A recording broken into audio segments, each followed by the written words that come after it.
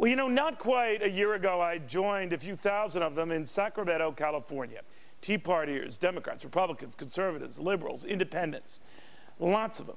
To hear the establishment media tell it, they were kooks, darn near clowns, said their populist pitch was astroturf rage, fake and foolish. Well, who's looking foolish right now? John O'Hara, the author of A New American Tea Party, says he's got a pretty good idea. John, what do you make of all this?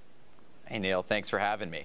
About a year ago, I sat in this very chair and spoke with you about a little protest we got together back in February in front of the White House. Who would have thought that today would be this potent political force, turning my home state, one of the bluest of blue states, over to a GOP Senate candidate? Well, you know, you were dismissed then. A lot of the rallies were dismissed, and I remember they were just ridiculed then, and very disparaging remarks, as if there was nothing going on here, as if all of this was manufactured raids, that I put them up to it, that Fox put them up to. I remember that one was a classic. You know, it got bigger and bigger and bigger and bigger. What now? Well, you know, I think this shows that this movement is a legitimate, powerful political force, and it really does speak volumes about where the country is right now, given that if the folks in Massachusetts are saying that President Obama and congressional Democrats have veered off course and veered too far left, it just speaks volumes about the radical agenda, and that folks aren't going to put up with it. You know, John, what's interesting about Scott Brown in Massachusetts, though, I don't know if he fits you guys to a T or tea bag or whatever, so to speak. Well, because, you know, you think about it, he was for this Mitt Romney statewide health care plan. I guess it covers 98% of the residents there. And I know the differences are stark between what Governor Romney did and what President Obama is trying to do with the federal plan. Nevertheless, he won, and he was saying this morning in follow-up remarks as Senator-elect, I want to see what we did in the state transferred nationally. What do you make of that?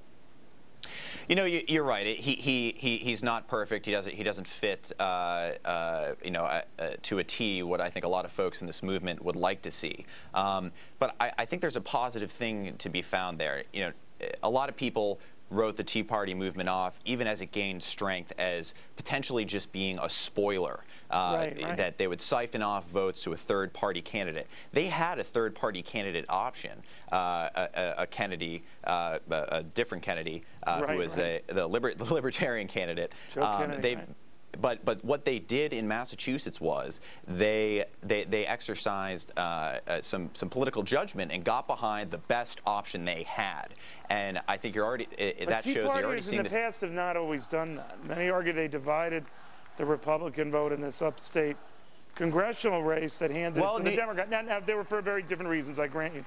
But I've talked to a lot of, I don't know, John, what you call them, established Republicans who worry that the Tea Party movement could divide these Republican gains, and they're worried about that. Should they be, or should they actually be very worried, because that's good? Look, Neil, it depends what they're looking to do. If they're looking to further republicanism for its own sake and just to stay in power, then yes, they should be worried. But if they're interested in speaking for the concerns that Americans have, runaway government spending, just expanding government in general, then no, they shouldn't be worried. Instead not just talking the talk, but walking the walk, and you'll see the Tea Partiers line up behind candidates of all stripes. All right. Well, they were laughing at you and that movement a year ago, Don. I don't think they're laughing today. John O'Hara, thank you very much. Thanks, Neil. Meanwhile, Haiti.